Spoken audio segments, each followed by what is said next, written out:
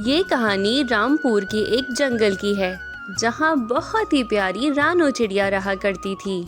रानो चिड़िया एक अनाथ थी। रानो चिड़िया के दिन बहुत ही गरीबी में गुजर रहे थे।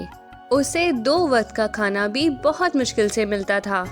एक दिन सभी पक्षी अपने माता पिता के साथ अपने घोंसले में बैठे थे और बातें कर रहे थे। तभी टोनी चिड़िया उन्हें देख के सोचने लगती है, हे भगवान, मैं कैसी चिड़िया हूँ। मैंने माता पिता का प्यार तो छोड़ो, मैंने तो उनकी शक्ल भी नहीं देखी। मुझे 2 वक्त की रोटी भी बहुत मुश्किलों से मिलती है। अमीर पक्षियों के घरों में काम करना पड़ता है और उनकी बातें भी सुननी पड़ती हैं। तब जाकर कुछ दाने पानी का इंतजाम होता है। तभी उसे याद आता है कि उसे कालू सेठ के घर काम करने जाना है। आज तो मेरी तबीयत बहुत खराब है। अगर मैं कालू सेठ के घर नहीं गई तो वो मेरे पैसे काट लेंगे, और वैसे भी मेरे ऊपर कितना कर्ज है। अगर पैसे पूरे नहीं मिले तो घर का खर्च चलाने के लिए मुझे और उधार लेना पड़ेगा, और अब मुझे कोई उधार भी नहीं देता। ऐसा सोचकर रानो चिड़िया कालू कौवे के घर काम करने चली जाती है। अरे रानो, तुम आ गई।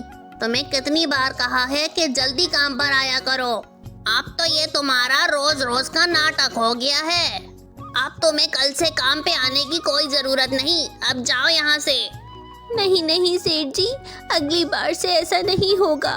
रानो चिड़िया उसकी बहुत विनती करती है, लेकिन कालू सेठ उसकी एक भी बात नहीं सुनता और उसे काम से निकाल देता है। रोते रोते रानो चिड़िया अपने घोंसले में लौट आती है। हे भगवान, अब तो मकान मालिक भी आने वाले हैं। अगर आज मैंने उनको किराया नहीं दिया तो वो मुझे घर से निकाल देंगे। हे भगवान, तुम बताओ अब मैं क्या करूं? एक तरफ मेरी नौकरी चली गई, दूसरी तरफ घर का किराया है। अब मेरा ये घोंसला भी चला जाएगा। उसी समय बिट्टू कबूतर घर का किराया लेने आ जाता है। टोनी, चल पिछले 3 महीने का किराया निकाल। आज मैं तेरा कोई बहाना नहीं सुनने वाला, और आज मैं पैसे लेकर ही जाऊंगा। नहीं तो तुझे तेरे सामान के साथ इस घर से बाहर निकाल फेंकूंगा। हाँ देख, कह देता हूँ। भगवान के लिए मुझे थोड़ा सा समय और दे दीजिए। मुझे इस घर से बाहर मत निकालिए। मैं आपका किराया आपको लौटा दूंगी। मेरा इस दुनिया में कोई नहीं है, मैं कहाँ जाऊंगी? लेकिन बिट्टू कबूतर रानो की एक भी बात नहीं सुनता और उसे घर से बाहर निकाल देता है। अब मैं क्या करूं? मेरे पास तो सर छुपाने की भी कोई जगह नहीं है। मेरे पास तो किराए के लिए भी पैसे नहीं है। काश मैं अपना कोई घर बना पाती। रानो चिड़िया ये सोचकर रोने लगती है। तभी वहाँ पर एक जादुई परी आ जाती है। क्या हुआ चिड़िया, तुम रो क्यों रही हो? अगर कोई परेशानी है तो मुझे बताओ, मैं उस परेशानी को दूर जरूर कर दूंगी। फिर रानो लाल परी को अपनी सारी दुख भरी कहानी सुनाती है। अपनी दुख भरी कहानी सुनाकर रानो चिड़िया रोने लगती है। रो मत रानो, तुम्हें ऐसा क्यों लगता है कि तुम अपना घर नहीं बना सकती?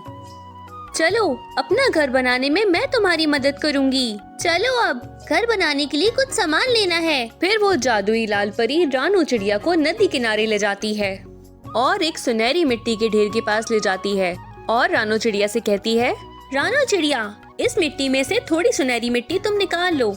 मैं इस मिट्टी से तुम्हारा घर बनाऊंगी। लेकिन ये कौन सी जगह है लाल परी? मैं इस जगह पे पहले कभी नहीं आई। मैंने पहली बार इतनी चमकदार मिट्टी को देखा है। रानो, तुम ये समझ लो कि ये मिट्टी तुम्हारा घर बनाने के लिए है। और हाँ, पूरे जंगल में इस मिट्टी के बारे में किसी को भी मत बताना। ये तुम्हारे और मेरे बीच की बात है। ठीक है लाल परी, मैं इस बारे में किसी को कुछ भी नहीं बताऊंगी। इसका मतलब पूरे जंगल में सबसे सुंदर और प्यारा घर मेरा ही होगा। हाँ, मैं हूँ ना। इस पूरे जंगल में सबसे सुंदर घर तुम्हारा ही होगा, और उस घर से तुम्हें कोई भी बाहर नहीं निकाल पाएगा। उसके बाद रानो उस सुनहरी मिट्टी को अपने साथ ले जाती है और एक पेड़ के ऊपर जाकर बैठ जाती है, और वहाँ पर एक मिट्टी का ढेर इकट्ठा हो जाता है। फिर वो लाल परी अपनी छड़ी घुमाती है और वो मिट्टी का ढेर देखते ही देखते एक सुंदर घर में बदल जाता है। अरे वाह, ये घर तो बहुत सुंदर है, लेकिन ये बारिश में तो बह जाएगा। नहीं टोनी, ये एक जादुई मिट्टी है। ये कोई आम मिट्टी नहीं है। ये किसी भी बारिश में नहीं बहेगी। लाल परी की बात सुनकर टोनी बहुत खुश हो जाती है और अपने घर में खुशी खुशी रहने लगती है।